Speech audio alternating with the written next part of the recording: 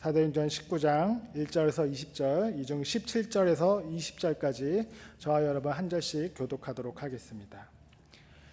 이 일이 에베소에 사는 모든 유대 사람과 그리스 사람에게 알려지니 그들은 모두 두려워하고 주 예수의 이름을 찬양하였다.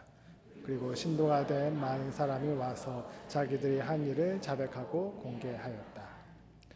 또 마술을 부리던 많은 사람이 그들의 책을 모아서 모든 사람 앞에서 불살랐다. 책값을 계산하여 보니 은돈 5만 잎에 맞먹었다. 이렇게 하여 주님의 말씀이 능력 있게 퍼져나가고 점점 힘을 떨쳤다. 아멘. 오늘은 영적 각성이 필요하다라는 제목 가지고서 여러분과 함께 우리가 읽은 하나님 말씀 봉독한 내용 가지고서 같이 묵상해 보도록 하겠습니다. 오늘을 사도행전 19장 전체를 다 읽어야 되는데 여러분이 이해하기 위해서는 처음부터까지 다 읽어야 되는데 시간 관계상 많이 읽지 못했어요. 집에 가셔서 꼭 읽어보시고 오늘 말씀은 굉장히 중요한 내용을 담고 있기 때문에 여러분이 이 말씀에 집중해 주시면 감사하겠습니다. 우리 기독교계에서 많이 사용되어지는 그런 말이 있습니다. 뭐 쇄신이라든가 아니면은 또 갱신 아니면 각성, 혁신 뭐 이런 단어들이 요즘 우리 기독교계에서 많이 사용되어지고 있죠. 이 내용의 공통점이 뭐냐면 뭐 표현은 다 다르지만은 공통점은 새로워지자라는 거예요. 새로워지자. 새로워진다라는 것은 잘못을 전제로 하는 거죠. 뭔가 잘못되어 있으니까 새로워지자라는 거지 않습니까? 사도행전 19장은 한마디로 표현하면은 새로워짐에 관한 부분들이 담겨져 있는 성경의 장이라고 생각하시면 됩니다. 배경을 조금 이해하실 필요성이 있습니다. 사도 바울이 2차 전도 여행을 하는 중에 에베소라는 지역에 들어가서 복음을 전했고 그곳에서 교회를 개척했습니다. 그리고 이후 사도 바울은 3차 전도 여행을 하면서 에베소 교회가 잘 복음 안에서 세워져 가고 있는지를 좀 확인해 보고자 하는 마음으로 에베소에 들어갔는데 바울은 그곳에서 뭔가 복음과는 조금 이탈되어진 또 복음과 조금 멀어진 그런 사람들의 모습을 발견하게 되는 거예요. 그래서 그곳에서 복음에 대한 내용들을 다시금 재정립한다고 하는 것이 사도행전 19장의 전체적인 내용인데 19장 저와 여러분이 오늘 좀 묵상해야 할 내용은 1절부터 20절인데 1절부터 20절에는 세 개의 이 스토리가 담겨져 있습니다. 그런데 이 세 개의 스토리는 각기 복음에 관련된 중요한 내용들이 담겨져 있다는 것입니다. 그 내용이 무엇인가? 이 내용을 통해서 우리가 새로워져야 할 부분에 관한 것들을 같이 한번 생각해 보고자 합니다. 먼저 저는 오늘 본문 말씀을 통해서 복음에 대한 오해로부터 우리가 좀 새로워져야 된다는 사실을 말씀드리고 싶어요. 복음에 대한 오해로부터의 각성이다. 자, 사도행전 19장 1절은 이렇게 시작합니다. 아볼로가 고린도에 있는 동안에 바울은 높은 지역들을 거쳐서 에베소에 이르렀다. 거기서 그는 몇몇 제자들을 만났다. 성경에 그렇게 기록되어 있어요. 몇몇 제자를 만났다라는 사실을 주목해 봐야 합니다. 이 제자는 예수 그리스도의 제자를 말하는 것이겠죠. 예수를 안다라고 여겼던 사람들. 그래서 사도행전을 기록한 누가는 그들을 제자라고 표현했을 것입니다. 그들의 숫자는 7절을 보면은 대략 한 12명 정도로 그렇게 예측되어져요. 그런데 바울이 그들과 대화를 나누면서 바울이 뭔가 조금 이상하다라는 생각을 가진 것 같아요. 그들과 신앙적인 내용들을 아마 나누었겠죠. 그런데 뭔가 조금 이상하다. 그래서 바울이 그들에게 질문 하나를 한 것입니다. 사도행전 19장 2절에 바울의 질문의 내용은 이것입니다. 여러분은 믿을 때 성령을 받았습니까? 라고 물어봤다라는 거예요.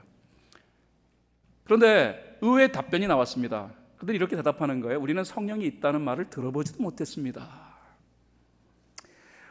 바울이 얼마나 놀랐을까요? 얼마나 당황했을까요? 왜냐하면 예수를 안다고 한다면 그것은 당연히 성령의 감동으로 이루어진 거기 때문에 성령을 모를 수가 없어요. 구원을 받았다라는 것은 성령의 깊은 감동에 의해 이루어지는 것이기 때문에 다시 말해 regeneration, 중생의 경험에 의해 이루어진 거기 때문에 그 다음에는 믿음의 고백이 나오게 되어 있다는 말이에요. 물론 그 중생에 깊이 관여하는 것은 성령님이십니다. 성령께서 역사하셔야만이 우리가 믿음을 가질 수 있는 거예요. 그런데 그들이 성령에 대하여 들어본 적이 없다라는 이 황당한 답변을 했습니다. 그래서 바울이 의외였기 때문에 다시 질문을 해보는 거예요. 그러면 여러분은 세례를 받았을 터인데 무슨 세례를 받았습니까? 그것이 19장 3절의 내용이죠. 근데 그들이 세례를 받기는 받았는데 그들은 요한의 세례를 받았다라고 말하고 있는 거예요. 자, 우리는 오늘 아주 굉장히 중요한 복음적 내용을 다시금 생각해 보고자 하는 것입니다. 여러분, 세례의 의미가 뭐라고 생각하십니까? 왜 요한은 예수 그리스도 전에 세례를 주었을까요? 이 세례의 의미가 뭐라고 생각하십니까? 여러분, 캐톨릭에서는, 천주교에서는 이 세례, 그들의 용어에 의하면 영세라고 하는데, 이 세례가 곧 구원을 주는 뭐 그런 통로다라고 얘기해요. 그래서 뭐 어쨌든 간에 영세를 받으면 구원을 받는다라고 얘기합니다. 그 세례의 의미가 뭐냐는 거예요. 이 세례의 의미는 명확히 표현하자 그러면 그것은 죄 씻음에 대한 내용입니다. 다시 말해서 물세례를 받는 순간에 우리는 인정하는 거예요. 뭘 인정합니까? 나는 죄인입니다라는 사실을 인정하는 거예요. 물로 죄 씻음이 이루어지기 때문에 세례를 받는다는 것은 내가 죄인입니다. 그래서 요한은 그 당시 율법을 늘 지키고 있었던 사람들에게 율법으로 구원 얻을 수 있는 것이 아니라 여러분이 죄인이라는 사실을 인정하는 것으로부터 구원의 출발이 이루어진다는 사실을 선포하기 위하여서 그는 세례를 베풀었어요. 물론 그 세례는 세례 자체가 구원을 주는 것이 아니라 예수 그리스도를 믿는다라는 것을 전제로 하여 주어진 세례라는 것입니다. 그런데 예수를 안다고 하면서도 그들에게 고백은 있어요. 내가 죄인입니다 라는 사실에 대한 고백은 있음에도 불구하고 구원의 중심에 계시는 성령님을 몰랐다라는 것은 정확히 표현하자 그러면 예수에 관해서는 알았지만 예수 그리스도와 인격적인 관계는 형성이 되지 않았다라는 것을 의미하는 것이에요. 도대체 이렇게 불완전한 복음을 가지고 있었던 에베소 사람들의 이 이유, 원인은 어디서 출발한 것인가? 이 부분을 우리가 생각해 보지 않을 수 없죠. 사도행전 19장 그 이전에 사도행전 18장 말미에 보면은 아볼로라는 한 인물이 등장합니다. 이 아볼로가 에베소 교회에 상당한 영향을 주었다는 사실을 발견할 수 있어요. 사도행전 18장 24절 25절에 보니까 그런데 알렉산드르 태상으로 아볼로라는 유대 사람이 에베소에 왔다. 에베소에 아볼로라는 인물이 왔다라고 성경이 얘기하고 있습니다. 그에 대하여서 성경은 이렇게 말하고 있습니다. 그는 말을 잘했다. 설교를 너무 잘한 거예요. 그리고 성경에 능통한 사람이었다. 물론 이 성경은 구약에 관련된 내용이겠죠. 구약 성경에 관하여서 그는 아주 능통한 사람이었다. 그리고 그는 이미 주님의 도를 배워서 말하고 있었다. 그리고 예수에 관한 일을 열심히 말하고 정확하게 가르쳤다. 그렇지만 그는 요한의 세례밖에 알지 못하였다. 이 아볼로라는 인물은 설교를 대단히 잘했던 사람, 성경에 대하여서 해박한 지식을 가지고 있었던 사람 뿐만 아니라 예수 그리스도에 대하여 많은 것을 들었던 사람, 그가 예수에 관하여서 열심히 말했다, 정확하게 말했다. 얼마나 그가 설교를 통하여서 예수에 관한 모든 디스크립션, 모든 내용들을 그가 잘 전했다라는 사실을 우리가 발견할 수 있습니다. 하지만 아볼로에 있어서 한 가지 문제점은 그는 요한의 세례밖에 알지 못했다라는 거예요. 아마 이 아볼로의 설교에 의하여서 에베소에 있는 사람들이 예수에 관하여 듣고 그러면 나도 예수를 믿어야지라고 여겼던 것 같아요. 하지만 그들은 예수를 믿는다라고 했지만 예수에 관하여 알기는 알았지만 그러나 복음의 정확한 의미를 이해하지 못했다라는 것입니다. 오늘 우리는 다시 한번 복음이 무엇인가에 대하여서 생각해 보고자 하는 거예요. 그럼 복음이 뭐라고 생각하십니까? 예수 믿는 많은 사람들에 대하여서 복음에 관해서 알고 있냐고 물으면 복음에 관해서 알고 있다라고 다 말합니다. 왜? 복음은 우리 신앙생활에 있어서의 가장 중요한 핵심적 내용이니까. 복음이 없이 우리가 예수를 믿는다라고 말할 수 없어요. 우리가 복음을 접했기 때문에 예수 그리스도를 우리가 믿게 된 거예요. 그렇다면 여러분에게 물어보고 싶어요. 여러분은 예수를 믿는다라고, 그래서 구원을 받았다라고 말씀하실 것입니다. 여러분은 복음이 뭐라고 생각하십니까? 여러분의 생각하는 복음의 정의는 무엇입니까?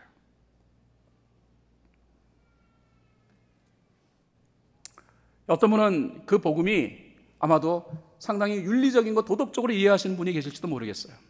복음을 접한 사람은 윤리와 도덕적인 삶을 살아갈 수밖에 없다. 그러므로 복음은 윤리다, 복음은 도덕이다. 또 어떤 분은 복음은 삶이라고 말하는 분이 계실지 모르겠습니다. 복음을 받아들인 사람은 예수처럼 사는 것이다. 또 어떤 사람은 복음은 체험이다라고 말할지 모르겠어요. 복음을 받아들였더니 이상한 말이 나오고 이상한 체험이 되어지고 그 체험과 그 이상한 경험들은 너무나도 황홀하고 너무나 신비한 것이기에 그러므로 복음은 체험이다. 어떤 분은 복음은 정의다. 복음을 받아들인 사람은 불의와 타협하지 아니하고 정의롭게 살아가야 복음은 정의다라고 말할지 모르겠습니다.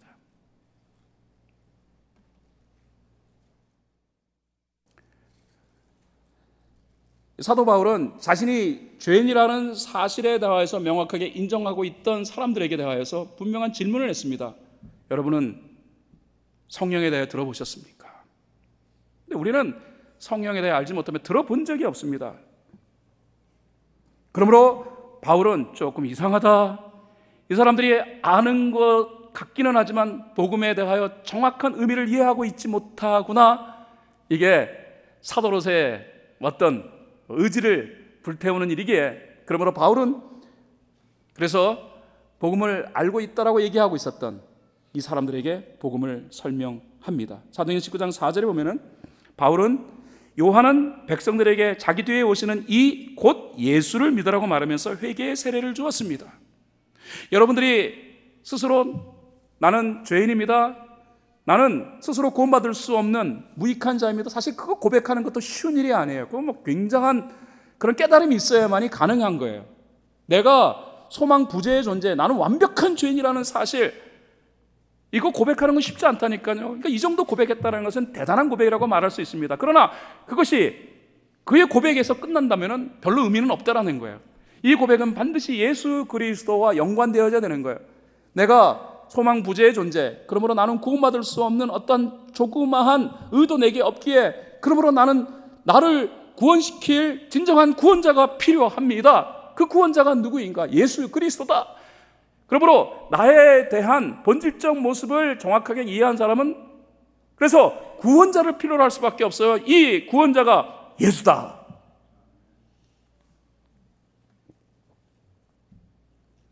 여러분, 예수 그리스도라고 얘기해요. 예수 그리스도. 예수 그리스도에 대해서 여러분은 잘 알고 계십니까? 예수 그리스도에 관하여 아는 것이 아니에요. 예수 그리스도를 여러분 잘 알고 계시냐는 거예요. 오늘 바울은 에베소 교회에서 예수에 대하여 알고 있다라고 생각했던, 아마도 그들은 자신들이 신앙인이라고 생각했던 그 사람들에게 정확한 복음을 설명하며 그 복음을 통하여서 중요한 도전을 하고 있는 거예요. 그 도전은 아마도 이것이겠죠. 그리고 여러분은 그리스도에 관하여 알고 있는 것이 분명합니다만 그 그리스도가 여러분과 어떤 관계입니까? 여러분, 예수에 관하여 아는 것, about Jesus Christ, 예수 그리스도에 관하여 아는 것이 우리의 삶 가운데 구원을 주는 것은 아니에요. 예수 그리스도와 인격적 관계를 형성해야만이 우리는 구원을 얻을 수 있는 거예요. 그럼 인격적 관계가 뭔가? 여러분, 인격적 관계는 나도 그를 알고 그도 나를 알아야 되는 거예요. 저는 축구를 좋아합니다. 그래서 축구를 플레이하는 걸 좋아한다는 말 아니라 보는 걸 좋아해요.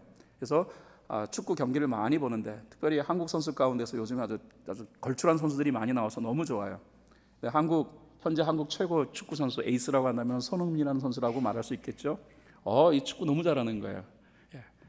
제가 볼 때 몇십 년에 하나 나올까 말까 아주 신출귀몰한 그런 축구에 있어서는 아주 재능이 있는 그런 선수라고 생각합니다. 그래서 이 선수가 경기하는 것은 다 봐요. 자연스럽게 관심을 갖다 보니까 이 선수에 대하여 정확히 알게 되어지고, 심지어는 이 선수가 몇 골을 집어넣느니, 그리고 이 선수의 배경은 어떻고 이 선수가 또 어떠한 그런 히스토리를 가지고 있는가도 자연스럽게 알게 되었어요.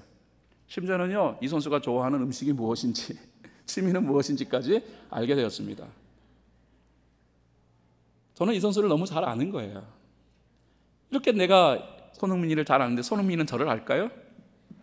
너무나도 안타깝게 그 친구는 이 지구상에 김지성이라는 사람이 있는지조차도 모를 거예요. 그러므로 나는 손흥민에 대해서 알지만은 그가 나를 모른다면은 나와 손흥민의 관계는 인격적 관계가 아니라는 말입니다. 인격적 관계는 나도 그를 알고 그도 나를 알아야 되는 거예요. 여러분, 인격적 관계가 형성되지 아니하면 내가 아무리 백날 천날 나는 죄인이요, 나는 무익한 존재요, 나는 그래서 구원받아야 할 사람입니다라고 얘기한다 할지라도 구원은 우리와의 상과 아무 연관성이 없다라는 말입니다. 그래서 사도 바울은 복음을 설명한 거예요. 복음이 뭐냐? 복음은 예수 그리스도 그 자체입니다. 어떤 분은 예수 그리스도가 만든 예수 그리스도의 삶이라는 자체를 복음으로 이해하시는 분도 계세요. 틀린 말은 아닙니다만 그러나 완벽한 표현은 아니에요. 아무리 예수 그리스도의 삶이 우리에게서 매력적이고 또 우리의 삶에 정말로 관심을 끌 만한 것이라 할지라도 우리에게 먼저 필요한 것은 예수 그리스도를 믿는 거예요. 그분이 아니면 구원이 없다. 저는 이 본문을 묵상하면서 많은 생각을 해요. 현대 그리스도인들이 성경이 말하고 있는 이 복음에 대한 분명한 의미를 정확하게 이해하고 있을까? 목회자들이 모이면은요, 늘 공통적인 고민을 함께 나눠요.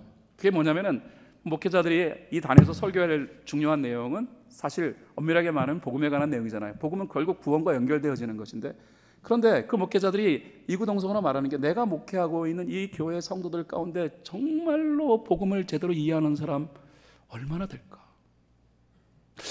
내가 목회하고 있는 교회 성도들 가운데 진짜로 구원받은 사람들이 얼마나 될까? 분명히 이 단에서 복음에 관하여서 설명되어졌다면 그 복음을 이해한 사람들은 다 구원을 받아야 할 터인데 목회자들이 자신이 없는 거예요. 그래서 고민을 한다니까요.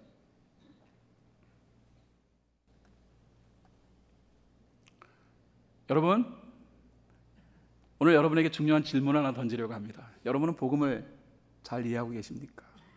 복음이 무엇입니까? 어떤 분은 복음을 전통으로 생각하시는 분도 계세요. 그래서 교회에서 하고 있는 예식적인 것, 의식적인 것, 전통적인 것을 잘 따라가면 그것이 곧 구원으로 연계되어지는 거라고 생각하시는 분도 계세요. 어떤 분은 교회에 열심히 봉사하는 것이 복음이라고 생각해요. 물론 우리가 교회 전통을 따라가고 그 다음에 또 교회에서 열심히 섬기고 봉사하고 하는 것들을 평가절하자는 말이 아닙니다. 그러나 그것이 곧 복음은 아니에요. 복음은 예수 그리스도 그 자신입니다. 저는 종종 교우들에게 질문을 해요. 정말로 복음을 잘 알고 있냐고 그랬더니 아유, 저는 복음을 잘 알고 있어요, 목사님. 아유, 뭐 저를 뭘로 알고? 그래서 잘 살펴보면은 복음을 잘 이해하지 못하고 있는 것 같다는 생각이 들 때가 있어요. 어떤 분은 말입니다. 교회 예배 열심히 나오면은 진짜 구원받는 줄 알고 계시더라고요. 저는 농담인 줄 알았어요. 구원 받으셨습니까? Are you saved? 질문을 하니까 제가요, 지금까지 예수 믿고 난 다음에 교회 한 번도 안 빠지고 나왔다니까요. 그래서 제가 다시 물어본 거예요. 구원 받으셨습니까? 제가요, 목사님 말씀드렸잖아요. 교회 한 번도 안 빠지고 나왔다고. 저는 1년 52주 교회 빠진 적이 없어요. 아마 그분은 교회 열심히 나오면은, 예배 열심히 나오면은, 그러면은 구원 얻는 줄 알아요. 물론 교회 열심히 나오는 사람들이 구원 얻은 사람이 나오는 것은 그런 인과관계에 의하면 당연한 것이겠죠. 그러나 복음의 정확한 의미는 예수 그리스도 그 자신이라니까요. 아무리 여러분들이 교회에 한 주도 빠지지 않고 나오신다 할지라도 여러분과 예수 그리스도가 인격적 관계가 형성이 되어 있지 아니하면 사실 우리에게서의 구원은 의미가 없는 거예요. 어떤 분은 이렇게 얘기하시더라고요. 우리 남편 너무 착하다고. 그런데 그 남편에 비하면 교회 나오는 나는 조금 까칠하고, 그래서 우리 남편은 너무 착한데 교회가 안 나오는 게 흠인데 나같이 까칠한 사람 주님이 구원시켜 줬다면 내 남편도 당연히 구원시켜 주시겠죠 라고 생각하시는 분이 계세요. 그 남편도 사실 또 그렇게 생각한대요. 내 아내가 교회 열심히 나가니까 내가 내 아내 치마폭 붙들면 나도 함께 천국 갈 거다라고 생각하신대요. 농담이시겠죠? 농담이 아니에요. 얘기를 들어보니까 농담이 아니에요. 그분은 정말로 그렇게 믿고 계시는 거예요. 그분에게서의 복음은 착하게 사는 것.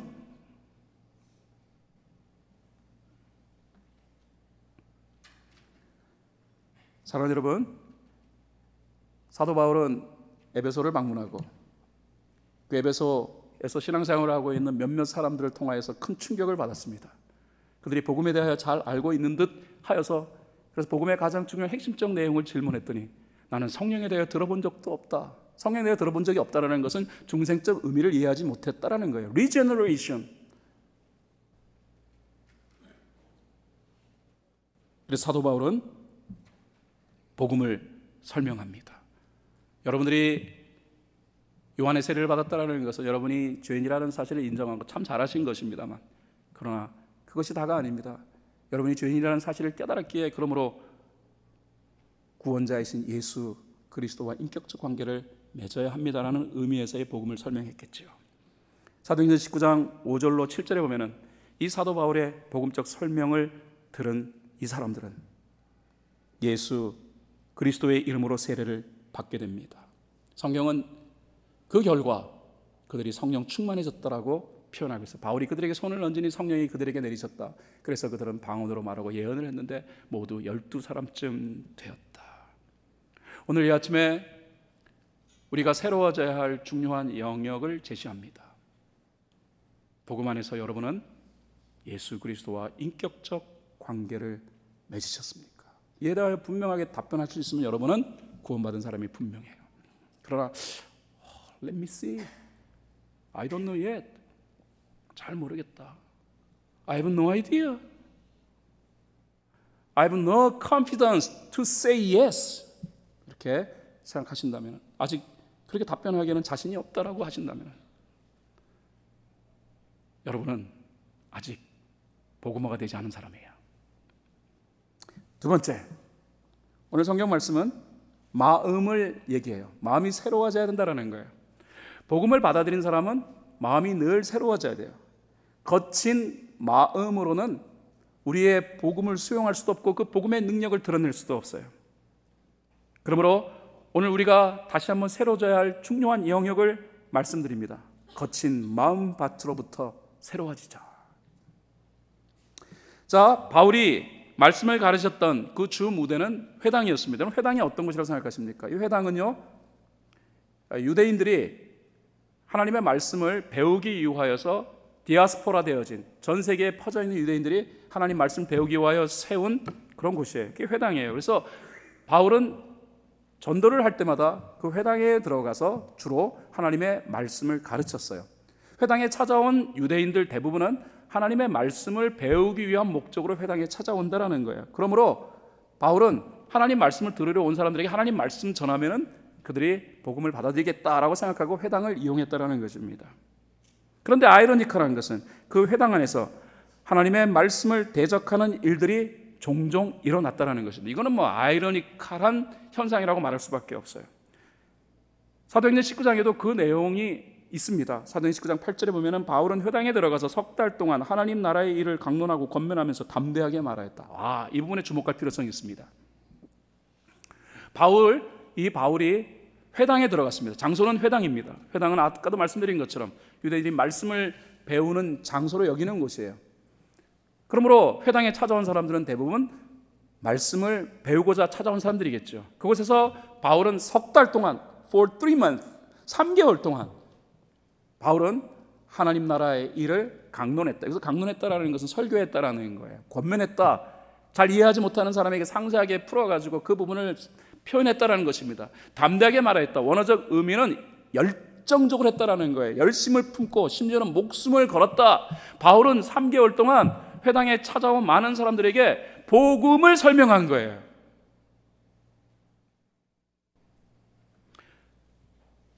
이 정도 되어지면 성경을 너무 잘 알고 그 다음에 분명한 회심적 체험을 가진 사람이고 그 다음에 목숨을 걸고 복음을 설명했으니 다 복음을 이해하는 것이 당연한 것 아니겠습니까?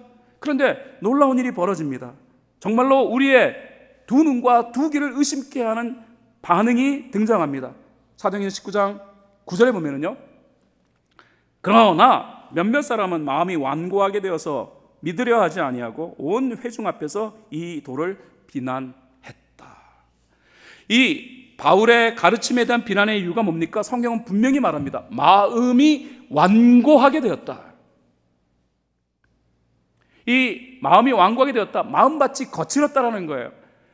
복음 앞에서 우리의 마음이 얼마나 중요한 것인가 하는 부분들을 우리가 발견할 수 있는 중요한 대목이에요. 여러분, 신앙생활에 있어서 이 마음이라는 부분은 굉장히 중요한 위치를 점합니다. 오늘도 여러분은 뭔가 위로도 받고 뭔가 나에게 도움이 되어지고 하나님의 은혜를 받고 싶은 그런 간절한 심정이 있어서 이 자리에 나온 것이라 생각합니다. 그럼에도 불구하고 내 심령 가운데 하나님의 은혜가 임하기 위해서는 먼저 전제되어야 할 내용이 있다는 거예요. 그것은 마음에 관한 부분입니다. 마음이 준비되지 아니하면 우리는 아무리 가치 있는 것이라도 우리의 심령에 그 귀한 것들을 채울 수 없다는 거예요. 예수님은 마태복음 13장에서 마음을 강조하셨어요. 예수님은 인간의 마음을 네 종류로 설명하셨습니다. 그걸 비유적으로 설명하셨는데, 인간의 마음 가운데 하나는 길가의 마음, 두 번째는 돌밭의 마음, 세 번째는 가시밭의 마음, 네 번째는 좋은 밭, 좋은 마음, 이 네 가지 마음이 있다라고 얘기하셨어요. 이걸 비유적으로 설명하시는 거예요.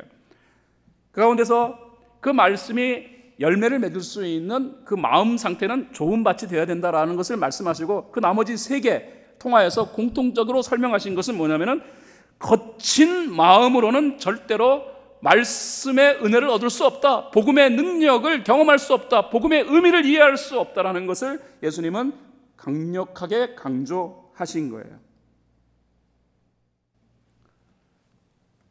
사랑하는 여러분, 좋은 마음이 우리의 삶 가운데 복음의 능력을 경험할 수 있게 만들어요. 여러분, 오늘 교회 오셨잖아요.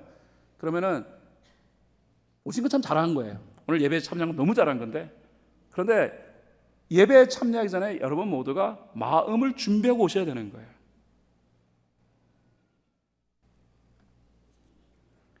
거친 마음으로는 천사가 와서 말씀을 전해도 그 말씀이 자리 잡을 공간이 없기 때문에 그 말씀은 우리의 삶과 무관한 것으로 끝나요.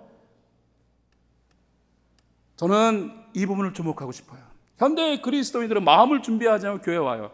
그러므로 너무나도 단순하게, 너무나도 심플하게 설명되어진 이 복음에 대하여 각기 제각기의 인터프리테이션, 제각기의 데피니션, 해석과 정의를 내리는 걸 보면서 이게 어떻게 된 일일까? 분명히 강단에서는 복음에 대한 내용들을 정확하게 심플하게 전달했건만, 복음에 대하여 각기 정의하고 복음에 대하여 각기 이해하고 있는 이 현상은 어떻게 된 것인가? 저는 답을 얻었습니다. 그것은 마음을 준비하지 아니하고 교회 생활을 하고 있는 것이 큰 이유가 될 수 있다는 거예요.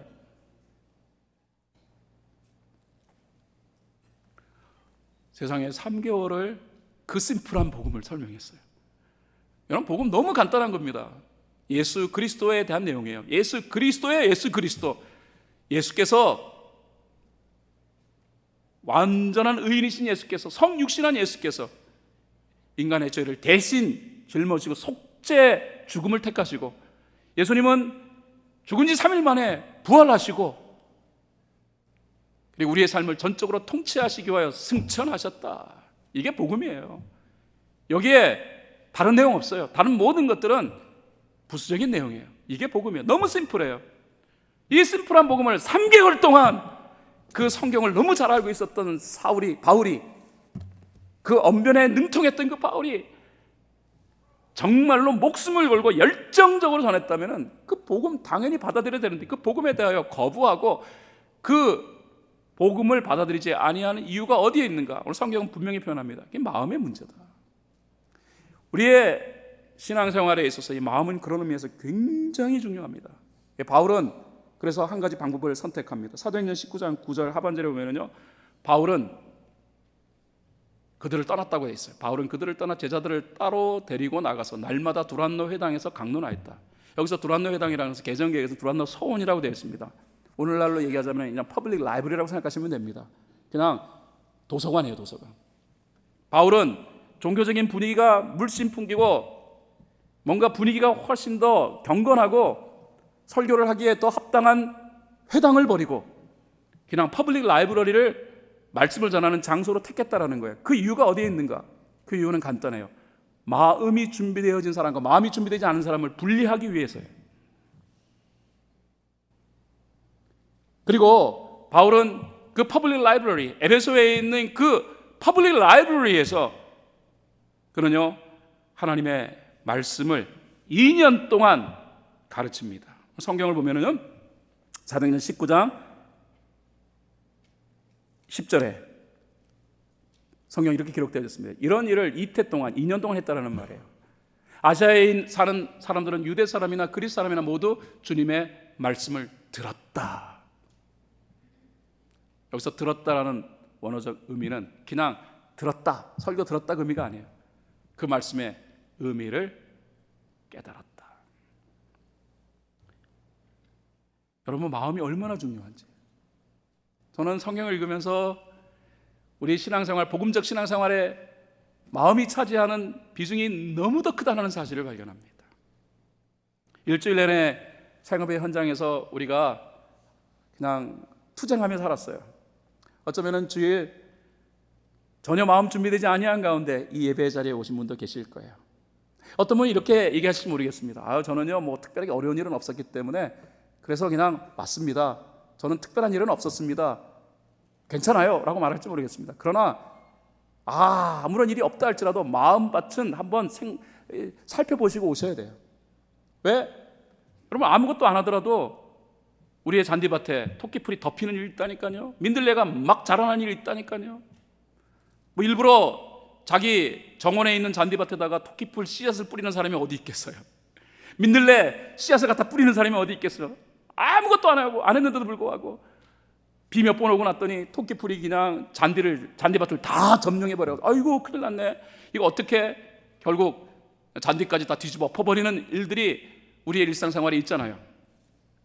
공중의 권세 잡은 악한 영이 우리의 일상의 삶 속에서 우리도 모르는 사이에 우리의 마음을 거칠게 만들고, 그래서 아무 준비 없이 마음을 준비하지 아니하고 예배에 오는 순간 우리는 하나도 은혜 받지 아니하고 그냥 예배에 참석했다라는 것을 우리의 신앙의 어떤 의미로만 부여하고 신앙생활을 할 수도 있다라는 것입니다. 그 결과 우리는 복음의 감격을 상실하고 복음이 주는 능력을 상실한 신앙의 삶을 이뤄가고 있는지도 모른다라는 거예요.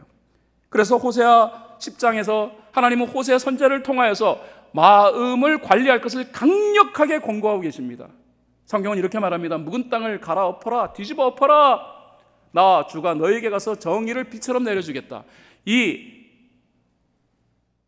호세아서에 있는 말씀 원어를 살펴보면 거기엔 조건적 내용이 있어요. 우리말에는 이 조건적 내용이 없지만은 성경 원어에는 조건적 내용이 있습니다. 그리하면이라는 조건적 내용이 담겨져 있다는 거예요.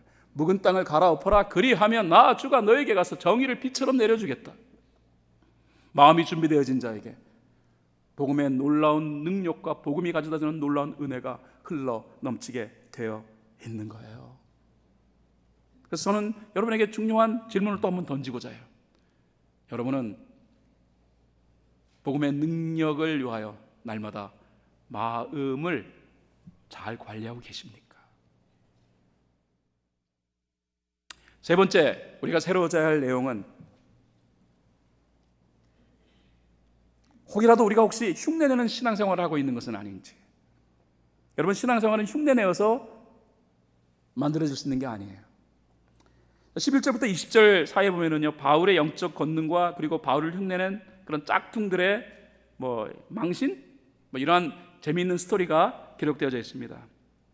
그러니까 복음을 전하는 자에게 하나님께서 그 복음을 잘 전하기 위한 수단적 방법으로 기적을 행하시기도 하시죠. 영적 권능을 허락하시기도 하십니다. 그래서 사도 바울은 굉장한 영적 권능을 행했던 것 같아요. 사도행전 19장 11절 12절에 보면은 사도 바울이 행했던 권능적 내용을 우리가 발견하게 됩니다. 하나님께서 바울의 손을 빌어서 비상한 기적들을 행하셨다. 심지어 사람들이 바울의 몸에 지니고 있는 손수건이나 두르고 있는 앞치마를 그에게서 가져다가 앓는 사람 위에 얹기만 해도 병이 물러가고 악한 귀신이 쫓겨나갔다. 막 병 고치는 역사가 만들어지고 귀신들이 쫓겨나가는 역사가 만들어진 거예요. 그런데 그 에베소 지역에 주술가들이 이제 이 내용을 보게 된 거예요. 와, 저 바울이라는 사람 굉장한 권능을 행하고 있네. 야, 저런 동일한 권능을 내가 행하면 나도 돈 많이 벌겠다. 그들은 그러므로 바울을 흉내내기 시작합니다. 그것이 13절 14절에 기록되어져 있어요. 그런데 귀신 축출가로 행세하며 떠돌아다니는 몇몇 유대 사람조차도 바울이 전파하는 예수를 힘입어서 내가 너희에게 명령한다 하고 말하면서 악귀 들린 사람에게 주 예수의 이름을 이용했다고 성경이 기록하고 있습니다. 주 예수의 이름을 이용하여 귀신을 내쫓으려고 시도하였다. 스게와라는 유대인 제사장의 7 아들들도 이런 일을 하였다. 어떻게 사도 바울이 저런 권능을 행할까 자세히 살펴본 거예요. 그랬더니 바울이 예수의 이름을 많이 말하더라. 귀신을 내어쫓을 때 예수의 이름으로 말하노니 귀신아 물러가라고 얘기했겠죠.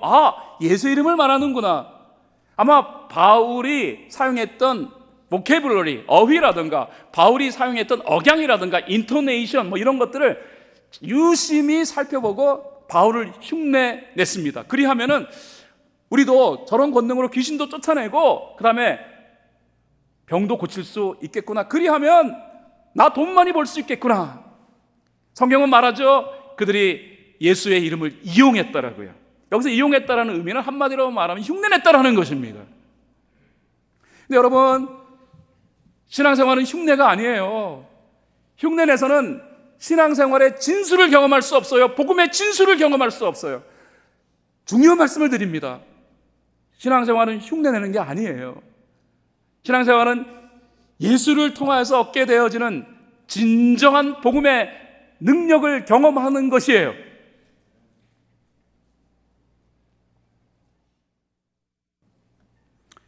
흉내낸 사람들이 어떤 결과가 있었는가? 바울은 예수의 이름으로 귀신도 쫓아내고 병도 고쳤어요. 바울이 행한 일에는 귀신이 쫓겨가고 병이 고쳐지는 역사가 만들어졌어요. 그래서 이들이 바울을 그대로 흉내냈습니다. 그 결과가 어땠는가? 사도행전 19장 15절 16절에 그 결과를 성경은 이렇게 기록해 놓았습니다. 귀신이 그들에게 나는 예수도 알고 바울도 알지만 당신들은 도대체 누구요? 하고 말하였다. 그리고서 악귀 들린 사람이 그들에게 달려들어 그들을 짓눌러 이기니 그들은 몸에 상처를 입고서 벗은 몸으로 그 집에서 도망하였다. 귀신들은 보통 사람들과 달리 하나님과 하나님의 사람을 알아보는 거예요. 그래서 귀신들이 말하는 거예요. 나는 예수도 알고 바울도 아는데 너는 누구니? 그 다음에 이 귀신이 자기를 향하여서 물러가라고 외친 바울을 흉내했던 사람들을 향하여 달려들어서 그들을 힘들게 만들었다. 그래서 도망쳤다라는 거예요. 성경 뭘 얘기할까요? 흉내내는 신앙생활로는요, 결코 신앙의 기쁨과 감격을 경험할 수 없다는 거예요. 저는 현대 그리스도인들이 혹이라도 복음 그 자체에 의거한 신앙의 삶이 아니라 흉내내는 신앙을 생활하고 있는 것은 아닌지에 대하여서 고민해봐요.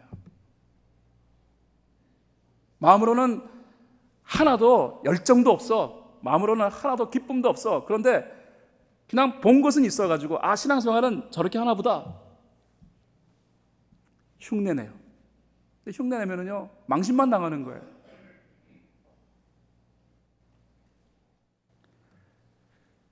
바울은 에베소에서 이런 흉내내는 사람들의 모습을 잘못된 것으로 알려요. 그리고 복음을 전해요. 자신이 행했던 이 모든 능력의 기원은 흉내에 의해 이루어지는 것이 아니라 복음의 체험에 의해 이루어지는 것이다. 그랬더니 사도행전 19장 17절로 19절의 내용에 보면은요, 흉내내는 복음이 아니라 진짜 복음을 경험한 결과에 의해 어떤 일이 벌어졌는가 보세요. 에베소에 사는 유대인과 헬라인들이 다 이 일을 알고 두려워하며 주 예수의 이름을 높이고 많은 사람들이 많이 와서 자복하여 행한 일을 알리며 또 마술을 행하던 많은 사람이 그 책을 모아가지고 와서 모든 사람 앞에서 불사르니 그 책값을 계산한 즉 은 5만이나 되더라. 뭡니까? 버릴 거 버리잖아요. 복음을 경험한 사람은 진정한 회심을 경험합니다. 그 회심을 경험한 사람은 필요 없는 일을 과감하게 청산합니다. 여러분, 주술가들이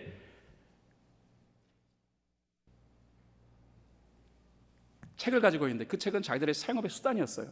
마치 토정비결 보는 사람이 책 가지고서 그 사람들의 운명을 또는 일련의 운세를 풀어준다고 하는 그 책은 그들에게 있어서 돈 버는 중요한 도구예요. 그거 없으면 생계에 지장받잖아요. 그런데 바울에 의하여 분명하게 설명되어진 그 복음을 받아들인 사람은 그 복음의 능력 앞에 압도당합니다. 그리고 버릴 것 버려요. 그것이 자기에게 있어서 이전에 너무 소중하게 여겼던 것이라 할지라도, 아니 자기의 삶에 없어서는 안 될 것이라 여겼다 할지라도 예수 그리스도 안에서 그들은 삶의 가치를 명확하게 판단하게 되어지고 그러므로 결단합니다. 버릴 것 버려요. 여러분, 교회사를 살펴보면 엄청난 일들이 많이 벌어져요. 초기에 그리스도인들이 복음을 받아들이고 난 다음에 예수 외에는 구원받을 길이 없어 라고 하고 예수 그리스도를 전했다라는 거예요. 당시 로마 사회에 지성인들이 많았습니다. 똑똑한 사람들이 많았습니다. 철학적인 생각을 하는 사람이 많았습니다. 그들이 구원은 예수뿐이다라는 이 내용에 대해서 저것들이 저거 사교 집단 아니야? 저것들이 너무 배타적이네. 어떻게 구원이 어떻게 오로지 예수 한 사람이야? 저 팔레스타인 지역에서 어디서 났는지 알 수도 없는, 그리고 십자가 위에서 죄인으로 처형됐다라는 그 예수가 어떻게 구원의 통로야? 저건 말도 안 되는 소리를 한다. 그래서 예수 믿는 사람들을 사교 집단으로 여기고요, 그들을 박해하기 시작했습니다. 그들을 무자비하게 박해했습니다. 그럼에도 불구하고 그들이 예수 그리스도를 여전히 전하고 있으니, 그러므로 네로 황제는 아예 이 지구상에서 예수 믿는 자들을 뿌리 뽑아 없애버리는 것이 이 세상을 평화롭게 만드는 길이다 여겨가지고 로마를 불질렀어요. 그리고 이 모든 방화의 책임을 그리스도인들이 행한 것이다라고 그들에게 뒤집어 씌웠습니다. 그리고 그리스도인을 보는 대로 다 잡아 죽여라라고 얘기했습니다. 그래서 많은 그리스도인들이 죄 없이 예수를 믿는다라는 그 이유 하나 때문에 그들이 처형당하고 죽어갔습니다. 그럼에도 불구하고 네로는 그 많은 그리스도인들에게 살아날 수 있는 한 가지 길은 열어줬어요. 너희들이 예수를 믿지 않겠다라고 한다면 살려주겠다. 그런데 여러분, 교회사는 말합니다. 교회사는 증언합니다. 그럼에도 불구하고 예수 그리스도를 부인한 사람은 없었다라는 거예요. 이유? 그게 복음의 능력이에요. 결국 그리스도인들은 예수를 믿는다는 그 이유 때문에 계속적인 그런 압제 속에서 핍박을 받으며, 그리고 300여 년을 지내가다가 AD 313년에 컨스탄티누스라는 로마의 황제가 복음 앞에 무릎을 꿇습니다. 여러분, 이 부분을 우리가 주목할 필요성이 있어요. 당시 황제는 말입니다, 존엄성이 하나님의 위치예요. 황제는 무오하다라고 주장했던, 황제는 잘못이 없다, 그리고 황제의 모든 말은 거룩하고 황제의 모든 말은 순결하기에 그의 말에 토달할 수 없다라고 여겨졌던 황제의 무오설이 강력하게 지배하고 있던 이 시기에 콘스탄티누스 제1세 로마의 그 황제, 그 콘스탄티누스 대제는요, 세례를 받습니다. 여러분, 세례의 의미가 뭐라고요? 세례의 의미는 내가 죄인이라는 사실을 인정하는 거예요. 여러분, 북한에서 김정은이 대화에서 누군가가 조금 비판하면 최고 존엄을 못 얻겠다는 것 때문에 막 사형에 처하고 총살을 지키기도 하잖아요. 그 존엄에 도전했다고. 하물며 당시 로마 제국 시대에는요, 이 황제의 존엄성은 오늘날의 뭐 독재자 존엄과 비교될 수 없을 정도로 그냥 절대적이었다고 생각하시면 됩니다. 그 사람이 말입니다, 우습게 여겼던 그 예수 믿는 사람들처럼 자신을 죄인으로 인정하고 예수를 믿습니다. 그리고 자신이 통치하는 모든 로마 사람들은 예수를 통하여 구원을 얻어야 한다는 사실에서 예수를 믿도록 조치합니다. 그것이 313년에 있었던 역사적 대사건이에요. 제가 무엇을 말하려고 하는 줄 아십니까? 복음은 말입니다, 자신을 죄인으로 정확하게 인식하게 만들어요. 그리고 예수 없으면 내 인생에 소망이 없다라는 사실. 그래서 예수를 받아들이는 거예요. 예수의 어떤 기적이라든가 예수가 행하신 어떤 삶적인 요소, 물론 그 부분도 중요합니다만, 그러나 복음의 핵심적 내용은 예수님 그 자신이에요. 예수를 받아들인 사람은 그런 의미에서 철저한 회심적 모습을 가져요. 그거 신앙생활 별로 중요하지 않아요? 아는데 잘 안 돼요. 우리의 믿음의 선배들은요, 우리처럼 나는 아는데 그거 별로 중요한 건 아닌데 내가 그거는 못 끊겠어요 라고 말하지 않았어요. 왜? 복음의 진수를 친히 경험했으니까. 오늘 저는 굉장히 중요한 말씀을 여러분에게 드렸습니다. 복음. 어쩌면은 우리가 복음에 대해 너무 많이 들었고 나는 복음을 잘 알고 있다고 생각할지 모르겠지만, 그래서 시간이 흘러가며 복음의 의미가 퇴색해버린 신앙생활 속에서 진정한 신앙의 능력이 사라지고 있을지도 모른다. 아니, 어쩌면은 매주일마다 교회 나오지만은 사실 복음과 무관하게 구원 없는 신앙의 삶을 이루어가는 분도 있을 수 있겠다. 여러분을 복음 앞으로 초대합니다. 저는 다음 주부터 갈라디아서를 강의할 거예요. 갈라디아서를 통하여서 여러분과 함께 복음의 의미를 찾아가려 해요. 오늘 그러므로 저는 말씀을 결론 지으려 합니다. 굉장히 중요한 질문 3개를 통하여서 오늘의 이 말씀을 결론 지으려 합니다. 저는 여러분 모두가 구원을 얻은 인생이 되기를 바라요. 어느 날 하나님께서 우리의 생명을 이제 부르셨을 때 우리가 구원 얻은 자로서 진정한 천국 백성의 삶을 이루어 가기 위하여 우리는 복음으로 거듭나야 하는 거예요. 그러므로 정말로 내가 복음으로 말미암아 구원받은 인생이 되었는가 하는 질문을 오늘 여러분에게 드리고자 합니다. 어떻게 내가 구원받았는지 아닌지를 설명할 수 있을까 깊이 고민하다가 저는 3가지의 질문을 만들었어요. 그리고 여러분에게 이 3가지 질문을 드리려 합니다. 이 3가지 질문은 전체에 대하여 yes, 네, 네, of course, 당연하죠, 물론이죠 라고 말할 수 있으면 여러분은 정말로 구원받은 사람 맞아요. 복음화 되어진 사람 맞아요. 그러나 이 3가지 질문 가운데 단 한 가지라도 글쎄 이거는 조금 생각해 봐야겠네, 이거는 잘 모르겠네, I have no idea, I don't know yet 라고 얘기하신다면 여러분은 다시 한번 복음 앞으로 나오셔야 해요. 질문 드리겠습니다.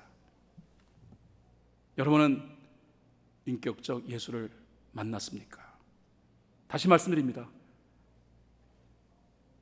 당신은 그를 알고 예수님은 당신을 알고 계십니까? 2번째 질문 드리겠습니다. 여러분의 마음밭의 상태는 어떻습니까? 묻겠습니다. 여러분은 겸손하십니까? 좋은 마음밭에 대하여 앤드류 머레이라고 하는 사람은 이런 말을 했어요. 수많은 그리스도인 가운데, 그 수많은 사람 가운데 그가 그리스도인인지 알아내는 가장 확실한 방법이 있다.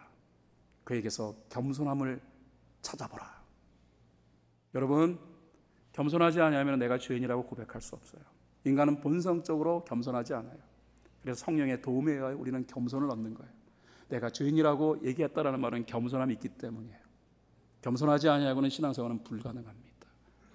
주님이 말씀하신 좋은 마음밭이라는 것은 겸손을 의미하는 거예요. 여러분의 마음밭의 상태는 어떻습니까? 여러분 오늘 주님 앞에 나오며 겸손의 마음을 가지고 이 자리에 나오셨는지요?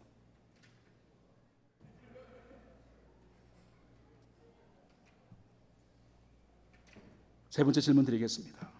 여러분에게는 분명한 회심적 모습이 있습니까? 그 회심적 모습의 디테일한 표현은 이것입니다. 여러분은 버릴 것을 과감히 버리셨습니까? 혹이라도 이 3가지 질문 가운데 한 가지라도 예스라고 말하는 것이 어렵다면 여러분은 다시 복음 앞으로 나오셔야 합니다. 어쩌면 여러분이 확신하고 있는 그 구원은 그냥 바람일 수 있다라는 것. 이 3가지에 대하여 분명하게 목사님 나는 예스라고 말할 수 있어요 라고 하시다면 잘하셨어요. 성령께서 여러분의 삶 가운데 감격과 기쁨과 능력을 물붓듯 부어주실 것입니다. Keep going. 계속해서 확신 속에서 거하는 믿음의 삶을 이루어 가십시오.